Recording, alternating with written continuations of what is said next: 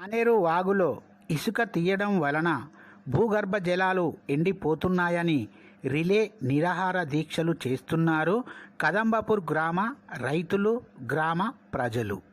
గ్రామ రైతులు మీడియాతో మాట్లాడుతూ సుల్తానాబాద్ మండలంలోని కదంబపూర్ గ్రామంలో గత కొద్ది సంవత్సరాల నుండి మానేరు వాగులో ఇసుక తవ్వకాలు మొదలు పెట్టారు. తెలంగాణ రాష్ట్ర ప్రభుత్వము ఉన్నప్పుడు టెండర్లు వేశారు. అప్పటి నుండి ఇప్పటి వరకు వందల సంఖ్యలో లారీలు రోజు వెళ్తూ ఉన్నాయి. రోజు తీసుకుపోవడం వలన మానేరు వాగు లోతుకు వెళ్తుంది. మొత్తం మానేరు వాగులో ఇసుకను లోతు నుండి తీయడం వలన వాగు లోపటికి వెళ్ళి భూగర్భ జలాలు ఎండిపోతున్నాయి.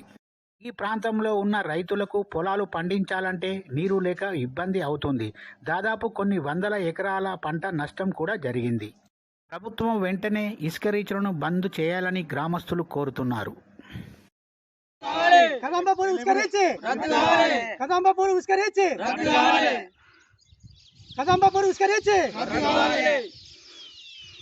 రైతులను కాపాడాలి.